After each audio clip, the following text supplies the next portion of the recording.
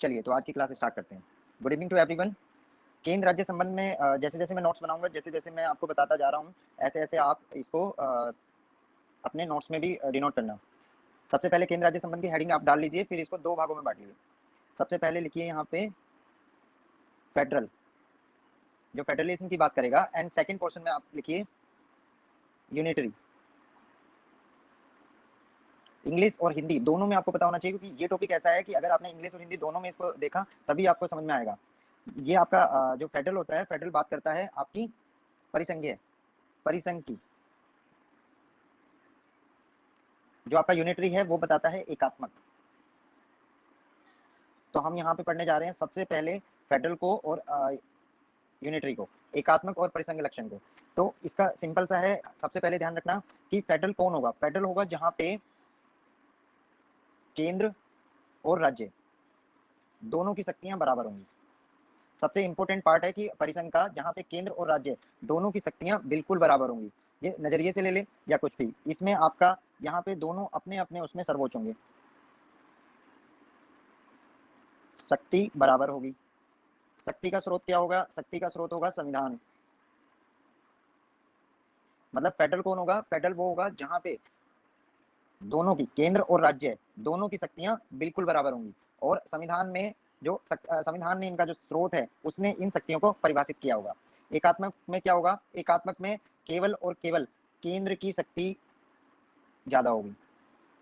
मतलब संविधान किसको देगा? यहाँ पे संविधान देगा केंद्र को शक्ति। जो स्रोत है शक्ति देने का वो संविधान होगा, और संविधान केवल और केवल केंद्र को शक्ति देगा। यहाँ पे केंद्र के बाद केंद्र चाहे तो राज्य को शक्ति दे सकता है। केंद्र अगर चाहे तो राज्य को शक्ति दे सकता है, और यहाँ पे संविधान ही केंद्र को और राज्य को दोनों को शक्ति देता है। अब अगर हम बात करें कि जिस तरह स्रोत दोनों के उसमें संविधान रहेगा, संविधान ने यहाँ पे केंद्र को भी शक्ति दी और राज्य को भी। अगर दूसरे पार्ट में देखें हम, अगर यूनिटरी की बात करते हैं जिसको एकात्मक बोला जाता है, यहाँ पे सबसे पहले शक्ति देगा केंद्र को और केंद्र देगा राज्य को। ये केंद्र पर निर्भर करता है कि केंद्र कितनी शक्ति राज्य को देता है। तो अगर हम इस स्ट्रक्चर की बात करें, ये पाया जाता है यूएसए में, यूएसए का संविधान, और ये पाया जाता है ब्रिटिश, जो ब्रिटिश का कॉन्स्टिट्यूशन है उसमें। ये दोनों एक दूसरे के बिल्कुल विपरीत है। यहाँ तक आपको, आई होप आपको समझ में आया कि जहाँ पे केंद्र और राज्य बराबर होंगे शक्तियों में, वहां पे यूएसए, मतलब दोनों की शक्तियां संविधान ने दी बराबर। और जहाँ पे केंद्र की ओर झुकाव, मतलब शक्ति किसकी बड़ी होगी? केंद्र की, और केंद्र बाद में राज्य को कुछ शक्तियां देगा किसी भी उसमें, तब जाके। इसके लिए अगर आप देखो कि यूनिटरी जैसे हमने पढ़ी, यूनिटरी को देखा, तो यूनिटरी में संविधान ने केंद्र को दिया और केंद्र ने राज्य को दिया। अब केंद्र चाहे तो कुछ राज्य को शक्ति दे और केंद्र चाहे तो ना दे। अब अगर इसको हमें कोई क्वेश्चन आता है, कोई भी प्रश्न आता है मेंस में, आपका 200 शब्दों में लिखना है, तो आप ना नोट डाउन कीजिए। मैं उस तरह से आपको लिखा भी देता हूँ और समझा भी देता हूँ, जो आपके नोट्स में बना रहे और आप उसको समझ भी पाए। एक इस तरह से चार्ट बनाइए, एक तरफ लिखिए फेडरल और एक तरफ लिखिए यूनिटरी। यहाँ पे सबसे पहले आप फेडरल में अगर बात करें, जैसे हमने देखा कि केंद्र बराबर राज्य, केंद्र की और राज्य की शक्तियां बराबर होंगी। यहाँ पे क्या होगा? केंद्र की शक्ति बड़ी होगी आपकी राज्य की शक्ति से, मतलब केंद्र ही शक्ति दे रहा है, तो सर्वोच्च कौन होगा? केंद्र। तो ऐसा कभी हो सकता है कि जिस तरह से हमने फेडरल में पढ़ा कि फेडरल में दोनों के दोनों सर्वोच्च होंगे, मतलब एक ही सत्ता में, एक ही व्यवस्था में दोनों के दोनों बराबर हैं, केंद्र भी और राज्य भी, मतलब अपने अपने विषय में, अपने अपने क्षेत्र में दोनों के दोनों बराबर होंगे। जिस तरह से अगर विदेशी कोई मुद्दा है, उस पर कोई कानून बनाना है, तो वहां पे केंद्र सर्वोच्च होगा अपने क्षेत्र में। अगर कोई राज्य विषय का मुद्दा है और उस पर कोई कानून बनाना है, कोई विधि बनानी है, तो वहां पे राज्य अपने उसमें सर्वोच्च होगा। मतलब दोनों के बीच में कहीं भी एक दूसरे के बीच में ओवरलैपिंग नहीं होगी। अगर इसका कंप्लीट हम उदाहरण देखें तो कौन सा है? यूएसए, और यहाँ पे आपका आता है ब्रिटेन।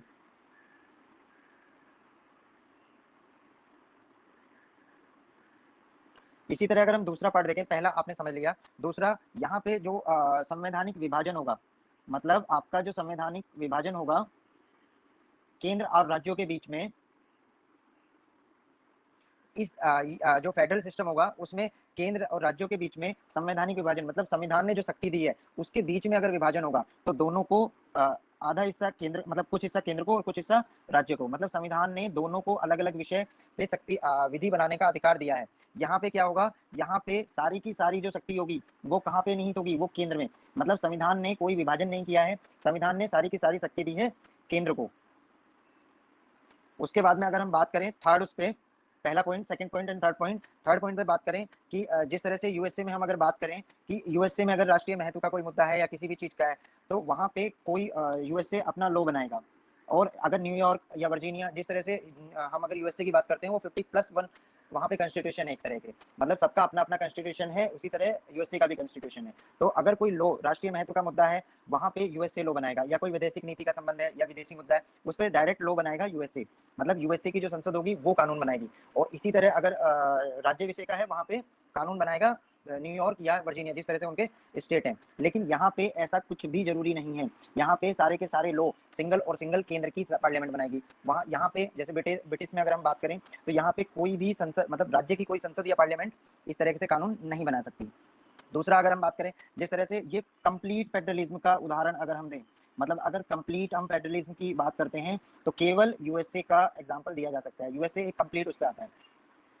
नेक्स्ट अगर थर्ड पे बात करें, यहाँ पे अगर कंप्लीट यूनिटरी का अगर देना है, तो हम ब्रिटिश का उदाहरण दे सकते हैं, ब्रिटेन का।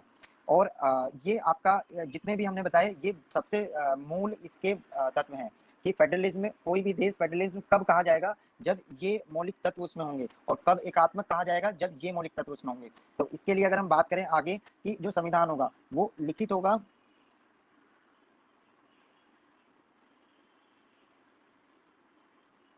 कठोर होगा,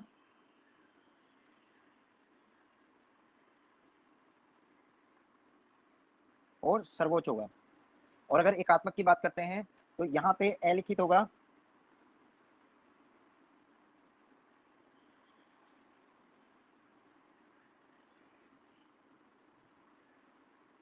लचीला होगा, और यहाँ पे सर्वोच्च कौन होगा, संसद। अर्थात जहां अगर यूएसए की बात करेंगे, कोई भी जो उनका कॉन्स्टिट्यूशन होगा वो आपका रिटन में होगा। और ब्रिटेन में जिस तरह से रिटन में कॉन्स्टिट्यूशन नहीं है, वहां पे ब्रिटेन में हमारा रिटन कॉन्स्टिट्यूशन नहीं है, जो भी संसद कहती है वही फाइनल होता है। और यहाँ पर जो संविधान ने कहा वो आपका फाइनल है। इसी तरह अगर हम बात करें, तो यहाँ पे अमेंडमेंट करना बहुत ही मुश्किल होगा, मतलब एक तरह से असंभव टाइप में, आप संविधान में कॉन्स्टिट्यूशन में अमेंडमेंट नहीं ला सकते। लेकिन यहाँ पे बहुत ही लचीला, मतलब संसद जब चाहे संविधान में अमेंडमेंट कर सकती है। ये हमने जितने भी पढ़े, ये सारे के सारे इसके मौलिक जो मूल इसके फंडामेंटल्स डायमेंशंस हैं। हाँ, इसके साथ भी कुछ चीजें हो सकती हैं जो हमें देखनी है। एक और इम्पोर्टेंट है जो इसमें मूल में ही आता है आपका, यहाँ पे होगी स्वतंत्र और निष्पक्ष न्यायपालिका। जो जुडिशरी होगी यहाँ पे, वो अगर हम जुडिशरी की बात करते हैं, तो वो आपकी स्वतंत्र होगी, निष्पक्ष होगी।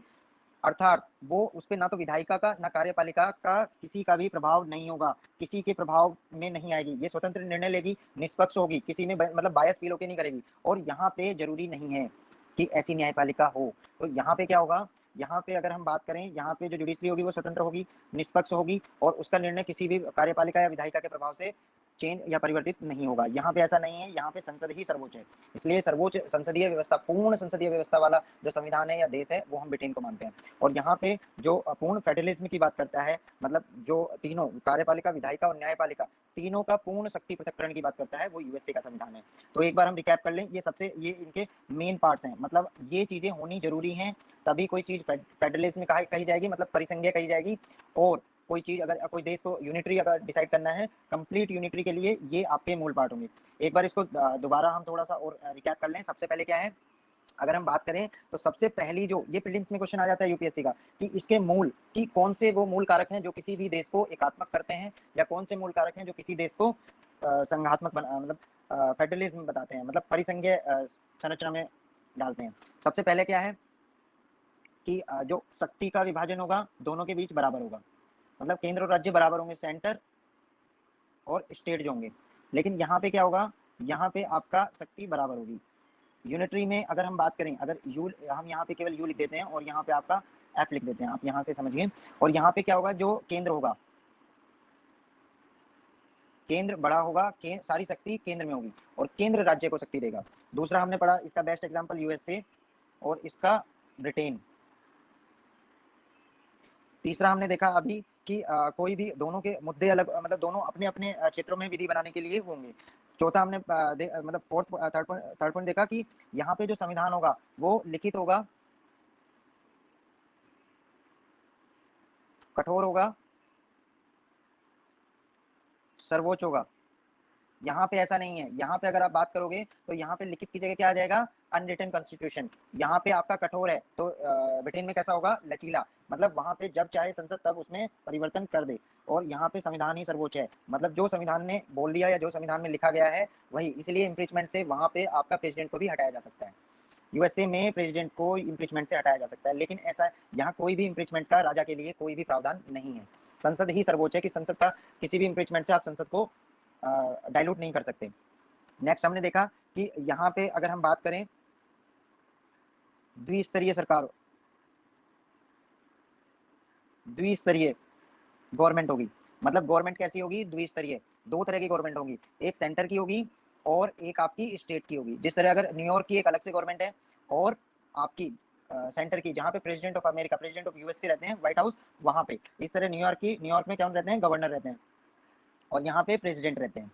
लेकिन यहाँ पे केवल और केवल एकल सरकार की बात करता है। एकल सरकार मतलब केवल और केवल प्राइम मिनिस्टर, एक ही सरकार होगी। अर्थात थोड़ा सा अगर मैं यूएसए के बारे में और बताऊं, यूएसए के बारे में देखेंगे आप, जो कार्यपालिका है, मतलब जो प्रेसिडेंट की एग्जीक्यूटिव पावर, एग्जीक्यूटिव बॉडी है, वहां पे जो मंत्रिमंडल होगा वो कांग्रेस, जो वहां पे संसद है, पार्लियामेंट है, उसको कांग्रेस बोलते हैं। मतलब कांग्रेस का सदस्य नहीं होना चाहिए, और जो कांग्रेस का सदस्य होगा वो मंत्री नहीं बन सकता। इसी तरह दोनों का पूर्ण पृथक्करण है, दोनों एक दूसरे के दबाव में नहीं आएंगे। वहां पे सारी की सारी पावर प्रेसिडेंट को दी जाती है, प्रेसिडेंट जो चाहे वो कर सकता है। इसलिए एक स्टेटमेंट है विद्वानों का कि जो यूएसए का प्रेसिडेंट है वो दुनिया में सिर्फ एक चीज को छोड़ के सब कुछ परिवर्तित कर सकता है, मतलब वो मेल को फीमेल नहीं बना सकता और फीमेल को मेल नहीं बना सकता, अदरवाइज वो एवरीथिंग ही कैन चेंज। और यहाँ पे वही जो शक्ति है वो सारी की सारी शक्ति संसद को है। आई होप यहाँ तक आप समझे, आप बिल्कुल क्लियर है, तभी मैं आगे बढ़ूंगा क्योंकि ये बहुत इंपॉर्टेंट टॉपिक है। इसके बेस पे ही आगे चल के आपको विधायी संबंध, वित्त संबंध और प्रशासनिक संबंध समझ में आएंगे। यहाँ तक आपको क्लियर है तो प्लीज बताइए किस किस को समझ में आया। अगर यहाँ पे कोई प्रश्न है तो आप पूछ सकते हैं, तभी हम आगे बढ़ेंगे।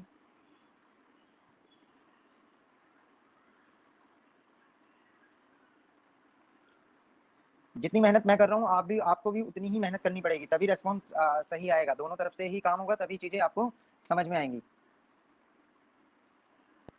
चलिए अब हम आगे चलते हैं, थोड़ा सा एक छोटा सा एग्जांपल देता हूँ। जिस तरह से कि एक पॉइंट आया था कि टू सुपरमेसी क्या होती है, दो सर्वोच्च, कैसे दो सर्वोच्च संस्थाएं हो सकती है, मतलब राज्य भी सर्वोच्च है और सेंटर भी सर्वोच्च है।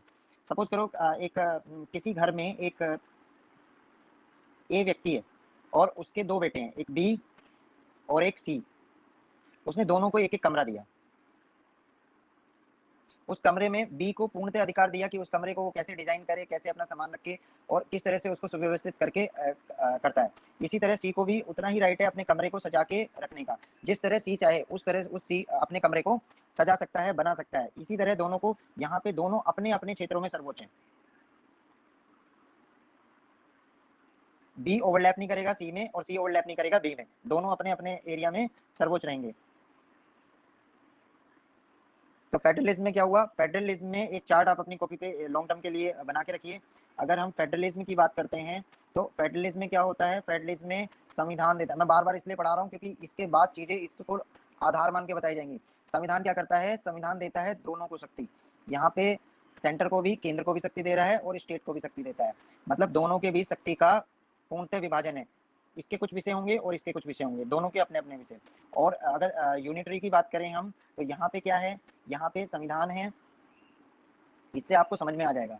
संविधान है, फिर केंद्र है, संविधान ने शक्ति दी केंद्र को और केंद्र ने कुछ विषय राज्य को दे दिए कि राज्य इस पे। लेकिन कहीं कहीं क्या होगा, जब राज्य और केंद्र के बीच में किसी भी मुद्दे को लेके वाद विवाद होगा तो केंद्र की सुप्रीमेसी हमेशा, क्योंकि जो कोई चीज दे सकता है वो कोई चीज वापस रिटर्न भी ले सकता है। तो यहाँ तक आई होप आपको समझ में आ गया, फिर हम आगे बढ़ेंगे। तो अभी हमने इसके जो मौलिक तत्व थे एकात्मक और फेडरलिज्म के मौलिक तत्व जाने। कुछ और भी तत्व हैं जो इसको बनाते हैं, फेडरलिज्म और फेडरलिज्म बनाते हैं। और इसको तो अगेन हम इसको दो भागों में बांट लेते हैं, जिस तरह से हमने पहले उसको किया। इसी तरह टेबल वाइज, तो यहाँ पे हमने फेडरलिज्म लिखा और यहाँ पे हमने यूनिटरी लिखा। यूनिटरी और फेडरलिज्म, एक होता है परिसंघीय और एक होता है एकात्मक। अब इसके कुछ और मूल विशेषताएं हैं इसकी, वो भी आपको पता होनी चाहिए। मतलब ये जो ऊपर मैंने लक्षण बताई अनिवार्य लक्षण है, तभी इन चारों की उपस्थिति से ही उसको बताया जाएगा कि ये संघात्मक है और ये एकात्मक है। अब इसके कुछ और लक्षण है, मतलब सहयोग, जो इसको सहयोग करते हैं, मतलब पूरक करते हैं कि अगर ये और है तो ये बेहतर फेडरलिज्म है, और ये और है तो ये बेहतर एकात्मक की तरफ झुकाव है इसका। तो सबसे पहला क्या है? दोहरा संविधान। इसमें सबसे ज्यादा क्वेश्चन आते हैं, इसलिए बहुत इंपॉर्टेंट, बहुत ध्यान ध्यान से समझना इसको। कहीं भी कोई क्वेश्चन हो तो आप पूछ सकते हैं। यहाँ पे है एकल संविधान। मतलब दोहरा संविधान कैसे है? यहाँ पे स्टेट का संविधान अलग होगा और राज्य का, सॉरी, सेंटर का कॉन्स्टिट्यूशन अलग है और स्टेट का कॉन्स्टिट्यूशन अलग है। स्टेट अपना कॉन्स्टिट्यूशन खुद लिखेगा कि हमारे राज्य में किस तरह से विधि बनेगी, किस तरह से कानून होगी, किस तरह से व्यवस्था होगी। तो राज्य क्षेत्र के लिए जो भी वो कानून बनाएगा वो उसका सर्वोच्च कानून होगा। मतलब यहाँ पे जो संविधान है, दोनों दो संविधान होंगे, एक सेंटर का और एक स्टेट का। इसी तरह जो सेंटर का संविधान होगा, वहां पे केवल और केवल सेंटर की बातों की बात होगी कि विदेशी संबंध कैसे होंगे, रक्षा संबंध हमारे कैसे होंगे, इस तरह की। और जो यूनिटरी की बात होगी, वहां one and only one constitution होगा, जैसा ब्रिटेन में। दूसरी अगर हम बात करें, दूसरे मुद्दे पे जाएं, तो हम बात करेंगे कि यहाँ पे जिस तरह से अगर दोहरे संविधान की हम बात करते हैं, यूएसए में 51 कॉन्स्टिट्यूशन है। मतलब आपका यूएसए का भी कॉन्स्टिट्यूशन है और 50 की 50 कंट्रीज का कॉन्स्टिट्यूशन है। अब दूसरी अगर बात करें नागरिकता, तो यहाँ पे नागरिकता कैसी होगी? दोहरी नागरिकता होगी। मतलब नागरिकता कैसी होगी? दोहरी। और यूनिटरी में कैसी होगी? एकल नागरिकता का प्रावधान होगा।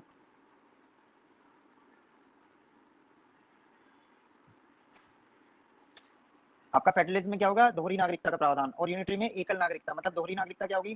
कोई भी व्यक्ति, ऐसा नहीं है कि दो देशों का नागरिक होगा, कि वो यूएस का भी नागरिक है और फ्रांस का भी नागरिक है या इंडिया का भी नागरिक है। तो वहां पे क्या होगा? केंद्र की भी नागरिकता, मतलब यूएसए का भी एक बंदा नागरिक हो सकता है और वो न्यूयॉर्क का भी नागरिक हो सकता है। अर्थात वहां पे राज्य की नागरिकता अलग है और सेंटर की नागरिकता अलग है। कोई भी व्यक्ति दोनों जगह का नागरिक हो सकता है। लेकिन ब्रिटेन में क्या है? केवल और केवल एकात्मक, मतलब एकल नागरिकता का प्रावधान है। वहां पे नागरिकता कैसी होगी? एकल नागरिकता, सिंगल सिटीजनशिप। मतलब वो केंद्र के और राज्य की ही बात है, ऐसा नहीं है कि दो कंट्री की वो फ्रांस की भी नागरिकता ले लेगा और उसमें, मतलब यहाँ दोहरी नागरिकता की बात है, केंद्र की और राज्य की। इसमें अगर जैसे आपको वर्डिंग लिखनी है तो आप ये लिखेंगे कि कोई भी व्यक्ति दो स्वतंत्र देश का नागरिक नहीं हो सकता, लेकिन वो एक ही साथ केंद्र की नागरिकता भी रख सकता है और राज्य की नागरिकता भी रख सकता है। इसी तरह अगर आगे पढ़े हम, तो निर्वाचन, लेखा परीक्षण,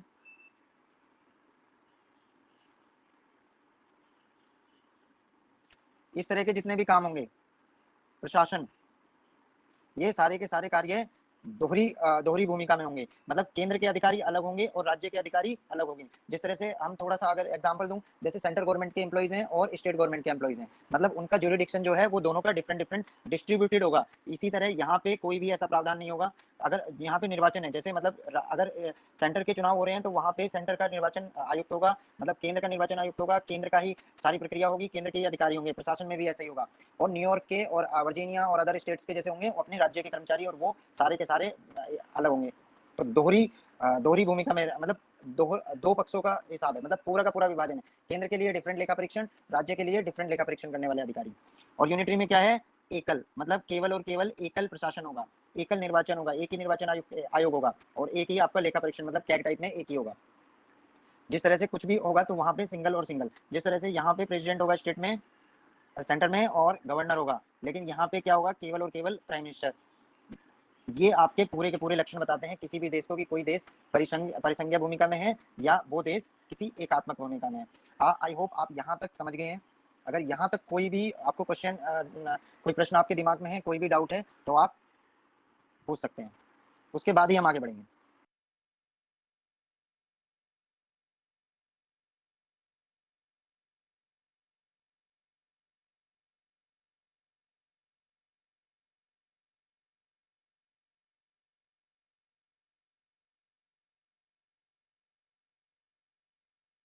जल्दी से बताइए, आपको समझ में आया? उसके बाद हम आगे चलते हैं। अमित, भरत,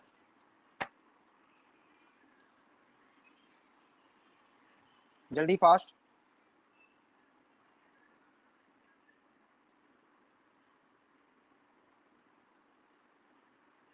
चलिए अब चलते हैं हम नेक्स्ट टॉपिक पे। नेक्स्ट टॉपिक पे अगर हम बात करें, मतलब नेक्स्ट पड़ाव पे एक अभी आपके दिमाग में घूम रहा होगा कि जैसे ब्रिटिश का हमने एकात्मक, पूर्ण एकात्मक का समझा, और यूएसए का हमने समझा कि पूर्ण, ये पूरा का पूरा फेडरलिज्म की बात करता है। तो इंडिया का संविधान कैसा है, इंडिया का देश कैसा कैसा देश है, यहाँ पे कैसा विधायन है, कैसा संविधान है। इसी तरह से अगर हम बात करें, सबसे पहले तो मैं अभी दोनों को समझाऊंगा कि कैसे, लेकिन एक क्वेश्चन है मैं आपको होम असाइनमेंट में भी दूंगा और आप लिख भी लीजिए, इस पे आप मुझे सबमिट कराएंगे। What is the federal system?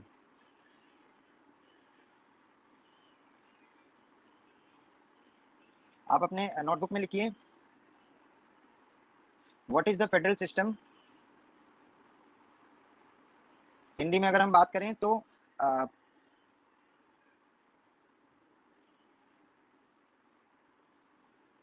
परिसंघीय व्यवस्था क्या है, चर्चा करें।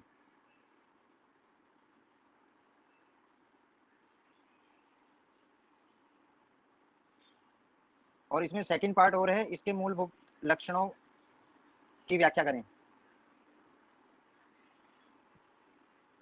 इसको मुझे लिख के दिखाना है, मैं अभी पूरी क्लास में पूरा डिफाइन किया है। इसके मूलभूत लक्षणों को की व्याख्या करें, ये प्रश्न है, ये आपको आंसर देना है 200 शब्दों में। मैंने पूरा का पूरा आपको क्लियर कर दिया है। आप 200 शब्दों में 200 वर्ड्स में लिख के मुझे सबमिट करेंगे, ग्रुप पे भी भेज सकते हैं और यहाँ पे भी असाइनमेंट में आपको ये क्वेश्चन मिल जाएगा। अब हम मेन आगे बात करते हैं कि सबसे इंपॉर्टेंट पार्ट आता है इंडिया, मतलब भारत का स्वरूप कैसा है। अगर हम भारत की बात करें तो भारत का स्वरूप कैसा है, मतलब भारत किस तरह की व्यवस्था रखता है।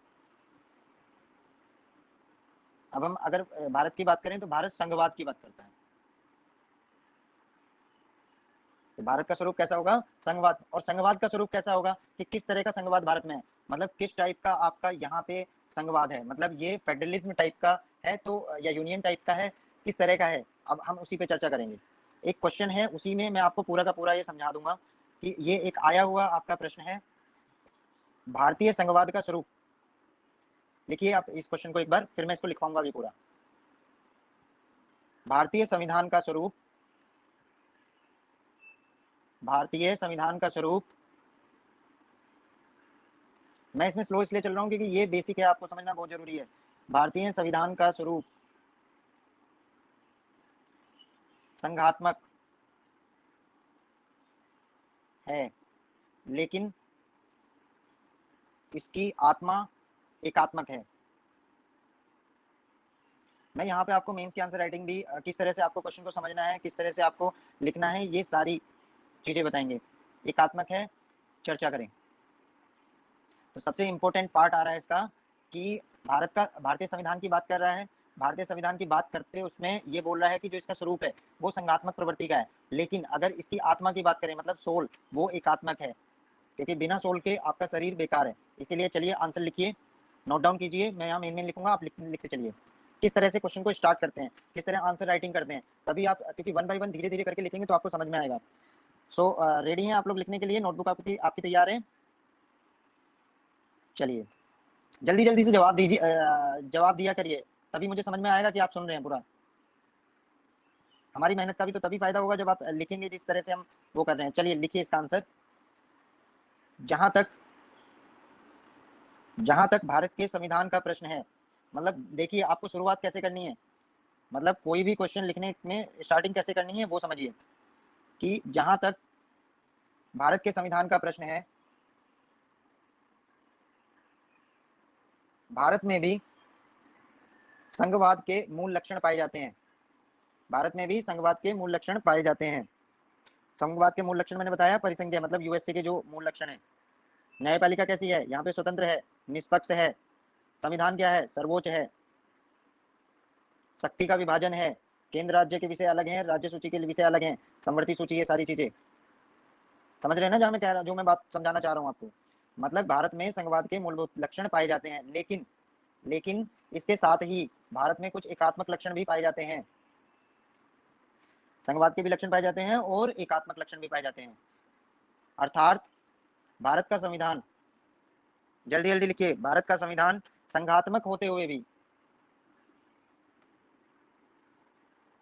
संघात्मक होते हुए भी विशिष्ट स्वरूप रखता है। मतलब जब दोनों चीजें होगी, मतलब इसका स्वरूप कैसा हो गया, ना तो एकात्मक और ना ही संघात्मक, मतलब इसका स्वरूप विशिष्ट हो गया। इस तरह से आपको भूमिका बनानी है इस प्रश्न की।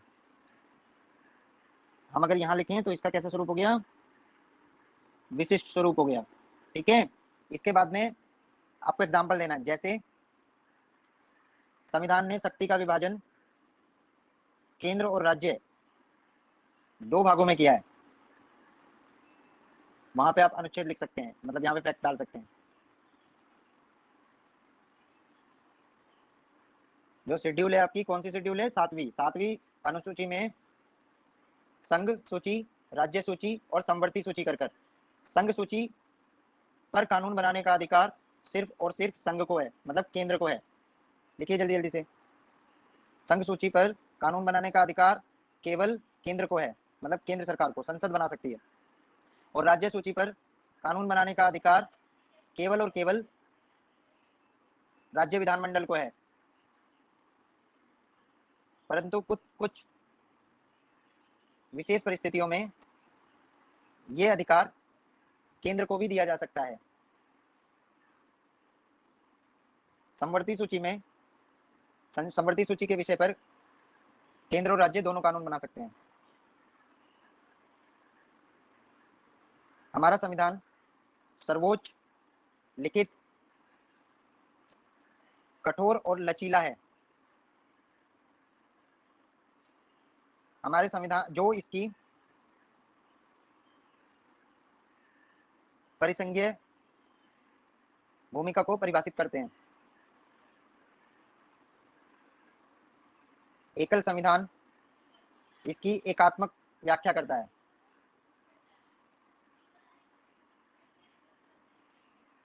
एकल नागरिकता इसकी एकात्मक एकात्मक आमुखता दिखाती है। अगर मैं कहीं तेज बोल रहा हूं तो आप मुझे रोक सकते हैं, कहीं कुछ समझ में ना आए तो आप प्रश्न पूछ सकते हैं, मतलब रोक के मुझे कर सकते हैं कि सर दोबारा बोलिए। अब इसके लास्ट पार्ट में जाएंगे हम, जो निष्कर्ष अंतोतगत्वा अंतोत अंतोतगत्वा जिसके कारण हमारे संविधान में फेडरल शब्द का, मतलब परिसंघ शब्द का प्रयोग नहीं हुआ है, और ना ही एकात्मक शब्द का कहीं प्रयोग मिलता है। हमारे संविधान में संघ शब्द का प्रयोग किया गया है, संघ शब्द का, अर्थात यूनियन वर्ड यूज किया गया है। जो भारत के संविधान की प्रकृति को यूएसए के परिसंघीय संविधान और ब्रिटेन के एकात्मक स्वरूपीय संविधान के मिश्रित रूप में बताता है। भारत का संविधान शक्तियों का विशेष परिस्थिति में केंद्र की ओर झुकाव दिखाता है। तो यहाँ पे आपका ये क्वेश्चन आपका कंप्लीट हो गया। इसको आप क्वेश्चन पढ़ेंगे, लिख लिया आप दोनों ने, कंप्लीट हो जाए तो बता दीजिएगा, नेक्स्ट चलेंगे।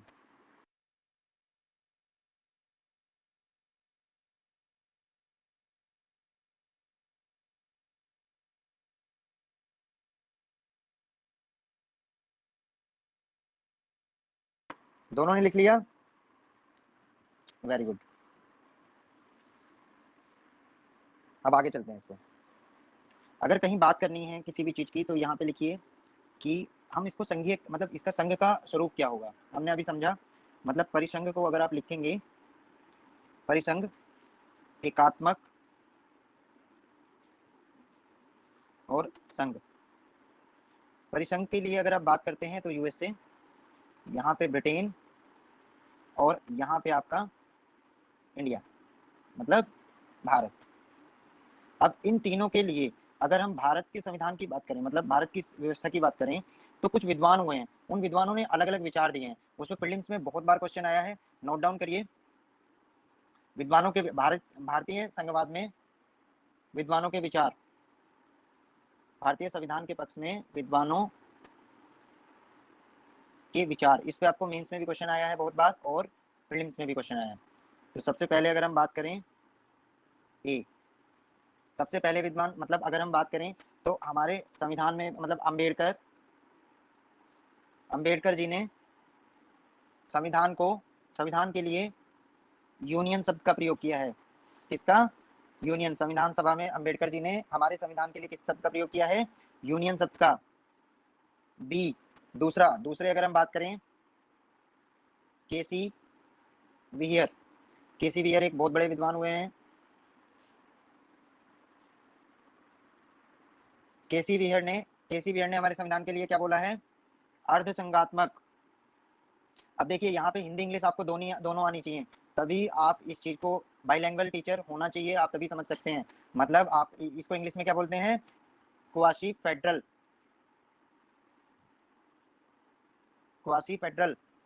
केसी विहियर ने क्या बोला? अर्धसंघात्मक। ये आपको मैं फैक्ट टाइप में याद करा रहा हूँ, बुक्स में मिलेंगी, आगे इसकी एक्सप्लेनेशन करूंगा कि क्या है। एक विद्वान हुए हैं आइवर जेनिंग्स। आइवर जेनिंग्स ने क्या बोला? आइवर जेनिंग्स ने इसको बोला है कि हमारा संविधान कैसा है? भारतीय संविधान एकात्मक लक्षणों वाला संघ। मतलब यहाँ पे इसके लक्षण कैसे हैं? एकात्मक लक्षणों वाला संघ। इसी तरह मतलब यहाँ पे आइवर जेनिंग्स क्या कहना चाहते हैं कि इसमें जो भी संविधान झुकाव करता है शक्तियों के लिए, किसी भी चीज के लिए, वो केंद्र की तरफ झुकाव करता है, और ये संघवाद की बात करता है, मतलब दोनों का मिश्रित रूप है। अब सबसे इंपॉर्टेंट है और बहुत ही ज्यादा जरूरी है, इस पे क्वेश्चन भी आया है। WH, नाम लिखिए, बहुत लंबे लंबे नाम होते हैं। मॉरिस, WH मॉरिस जोन्स, इन्होंने हमारे संविधान के बारे में क्या बोला है? WH मॉरिस जोन, हमारी व्यवस्था कैसी है? हमारी व्यवस्था है सौदेबाजी की, मतलब बार्गेनिंग की। इसको इंग्लिश में क्या बोला है? इंग्लिश में आपको पता होगा सौदेबाजी क्या होती है? बार्गेन करना। बार्गेन में सबसे ज्यादा जो इंटेलिजेंट होती हैं वो लेडीज होती हैं, कि एक चीज 10 रुपए की लानी है, 100 रुपए की चीज को 10 रुपए तक भाव पे ले आएंगे। तो मॉरिस जोन्स ने क्या बोला है? मॉरिस जोन्स ने बोला है कि भारत का संविधान ऐसे ही नहीं है, भारत का संविधान सौदेबाजी का है, किसी से कुछ ले लिया, किसी से कुछ ले लिया और सबको जोड़ के एक संविधान बना दिया। ऐसा मतलब ये इसकी क्या कर रहे हैं? आलोचना। अगर आलोचना की बात आती है कहीं भी, तो आप WH मॉरिस जोन्स का नाम डाल सकते हैं कि आलोचक मॉरिस जोन्स कहते हैं कि भारत का संविधान बेकार है और ये बार्गेनिंग की बात करता है, मतलब सौदेबाजी का संघवाद है, ये एक दूसरे से सौदेबाजी के फेडरलिज्म की बात करता है। अब एक और सबसे इंपॉर्टेंट और सबसे लास्ट की अगर मैं बात करूं, ये इस पे तो पूरी की पूरी एक क्लास होगी हमारी। ये आता है आपका ग्रेनविल ऑस्टिन, यह बहुत इंपॉर्टेंट है।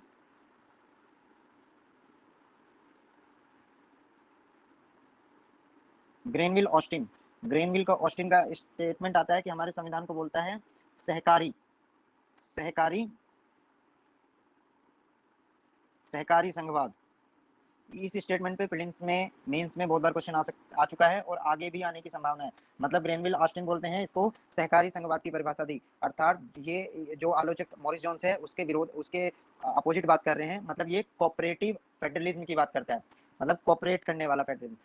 यहाँ पे बार्गेनिंग जैसी कोई भी संविधान में कोई भी व्यवस्था नहीं दिखती, और ये एक पूरकता की बात करता है, मतलब हमारा जो शक्तियों का विभाजन है या जो भी हमारा संविधान है वो एक दूसरे की संपूर्णता की बात करता है, एक दूसरे की संपूरकता पूरकता की बात करता है, एक दूसरे की हेल्पिंग नेचर की बात कर रहा है, एक दूसरे को सहयोग करने की बात करता है हमारा संविधान। कि जहाँ केंद्र राज्य सरकारों को हेल्प की जरूरत है, हमारा केंद्र सरकार उसकी पूर्णतः हेल्प करती है। जहाँ केंद्र सरकार को कहीं भी राज्य की जरूरत पड़ती है किसी भी केंद्रीय विषय पे, तो वहां पे राज्य सरकार उसकी पूर्णतः हेल्प करते हैं। मतलब ये आपका मोदी जी और दीदी वाली बार्गेनिंग वाला संविधान नहीं है, ये आपका संविधान है एक दूसरे की हेल्प करने वाला, कि यहाँ पे एक राज्य सरकार केंद्र सरकार की हेल्प करती है और केंद्र सरकार राज्य सरकार की हेल्प करती है। अर्थात व्यवहारिकता की बात नहीं कर रहा हूँ मैं, थ्योरेटिकल में यही आपको लिखना है, तभी आपको नंबर मिलेंगे। यहाँ तक हमारा, अगर कहीं भी आपको कोई डाउट हो, जहाँ तक मैंने आपको समझा दिया, ये इसका बेसिक स्ट्रक्चर था। यहाँ पे अभी तक कोई प्रश्न हो आप पूछ सकते हैं, फिर हम चलते हैं केंद्र राज्य संबंध, क्योंकि जब तक ये नहीं समझोगे तब तक आगे नहीं समझे। इसलिए मैंने आपको आज बेसिक बता दिया, क्योंकि ये 3-4 दिन क्लास चलेगी इसकी, कि केंद्र राज्य संबंध पढ़ेंगे हम, विधायी, फिर प्रशासनिक संबंध, फिर वित्तीय संबंध, ये सारे के सारे संबंध। अब मैं 2 मिनट के लिए, अगर आपके प्रश्न है तो मैं उन प्रश्नों को लेना चाहूंगा, उसके बाद में मैं आपको अगले मतलब इसके नेक्स्ट पड़ाव पे लेकर चलूंगा। 1 मिनट का टाइम है आपके पास में, आप प्रश्न पूछ सकते हैं।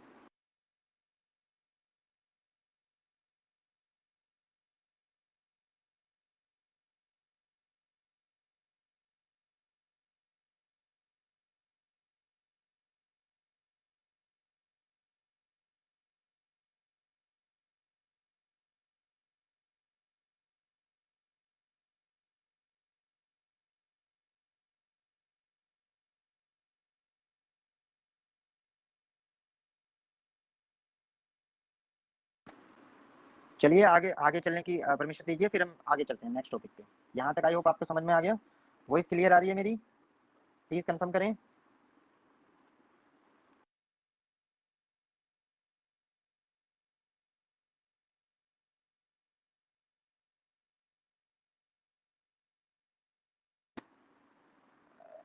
यहाँ तक जो मैंने समझाया अभी तक किस मोड में, मतलब आपको आपका फीडबैक क्या है, आपको समझ में आ रहा है? क्योंकि इस लेवल से अगर मैं पढ़ाऊंगा तो आपको समझ में आएगा, या लेवल को थोड़ा सा लो लेवल पे लाऊं और आसान करूं? आई होप जिस तरह से मैं पढ़ा रहा हूँ इससे आसान आपको कहीं भी नहीं मिलेगा, और इससे ज़्यादा क्लैरिटी के साथ भी पॉलिटी कोई नहीं आपको कहीं भी किसी किताब में नहीं मिलेगी, कोई टीचर नहीं पढ़ा पाएगा। तो इस तरह से चलिए अब आगे चलते हैं हम मेन पॉइंट्स पे। अब हमारा मेन स्टार्ट होता है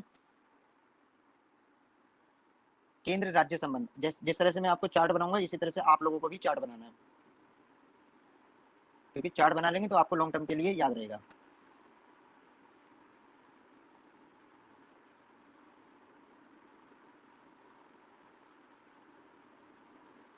केंद्र राज्य संबंधों में सबसे पहला आता है विधायी संबंध,